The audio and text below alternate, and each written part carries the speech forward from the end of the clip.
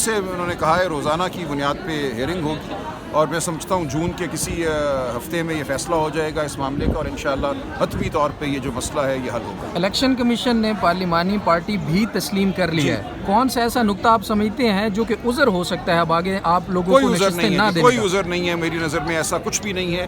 آج جو بحث ہوئی الیکشن کمیشن کی جانب سے جج صاحبان نے یہی ان سے کہا کہ آپ کی اپنی بحث جو ہے وہ کانٹرڈکٹری ہے, متضاد ہے. ایک طرف آپ ان کو پارٹی مانتے ہیں, دوسری طرف جو پارٹی کا آئینی حق ہے وہ آپ ان کو نہیں دے رہے. تو بالکل ایک متضاد صورتحال ہے جو الیکشن کمیشن کی جانب سے سامنے آئی. کیا کہیں گے شہباز شریف صاحب سے 2/3 میجورٹی چلی گئی ہے؟ دیکھیں جن کے خواب تھے آئین کو تباہ کرنے کے, آئین کا حلیہ بگاڑنے کے, وہ ہم نہیں ہونے دیں گے انشاءاللہ. قاضی صاحب کی اب بھی ایکسٹینشن آپ کو نظر آ رہی ہے یا اب راستہ رک چکا ہے؟ آئینی ترمیم اگر نہیں ہوتی تو ایسا ممکن نہیں ہے.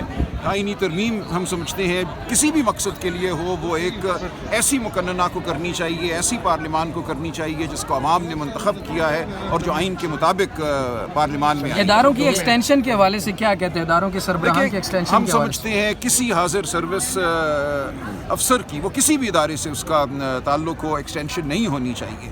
اس سے تاثر یہ پیدا ہوتا ہے, میں اس وقت عدلیہ کی بات نہیں کر رہا, کسی کی بھی جب آپ ایکسٹینشن کرتے ہیں کہ اس کی ایکسٹینشن آپ نے کسی وجہ سے کی ہے, وہ آپ کا منظور نظر ہے, آپ چاہتے ہیں کہ وہ حکومت میں رہے, تو ایسا کبھی بھی نہیں ہونا چاہیے. اگر کسی عہدے کی میعاد مدت کو آپ نے بڑھانا ہے تو آئندہ سے بڑھائیں تاکہ اس وقت جو حاضر سروس شخص ہے اس کے حوالے سے کوئی گمان پیدا نہ ہو. سر میں یہ سمجھوں کہ آپ یہ کہنا چاہ رہے ہیں کہ پی ٹی آئی کے علاوہ کوئی ایکسٹینشن نہ دے, کیونکہ آپ نے تو دی تھی. نہیں, غلط کیا, بالکل برملا میں کہوں گا کہ اگر پی ٹی آئی نے ایکسٹینشن دی, اس وقت پوری پارلیمان نے دی تھی, آپ کو یاد ہے رضا ربانی صاحب نے بھی اور باقی تمام لوگ شامل تھے, تو یہ نہیں ہونا چاہیے تھا. آپ نے کہا ان لوگوں کو ناکامی ہوئی ہے جو ایکسٹینشن چاہتے تھے. قاضی فائز صاحب کو آپ یہ کہہ رہے ہیں؟ نہیں, میں نے یہ نہیں کہا. میں نے کہا جو لوگ آئین کا حلیہ بگاڑنا چاہتے تھے ان کو ناکامی ہوگی. آج تو عبوری حکم ہے لیکن بالآخر بھی ان کو ناکامی ہوگی. ہم سمجھتے ہیں کہ آئین میں ترمیم ایک انتہائی سنجیدہ معاملہ ہے اور اس کو کسی ایسی پارلیمان کو نہیں کرنا چاہیے جس کے حوالے سے شکوک ہوں, شبہات ہوں کہ وہ دھاندلی کا نتیجہ ہے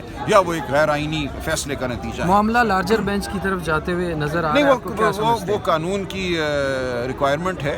پریکٹس اینڈ پروسیجر ایکٹ 2023 سے کہتا ہے کہ جہاں آئینی نوعیت کا کوئی سوال ہو, اور یہاں ہے آئین کے آرٹیکل 51 اور 106 کی تشریح ہونا ہے, وہ کم از کم 5 ممبر بینچ سنے گا, اور یہ بالکل ٹھیک بات ہے. جی.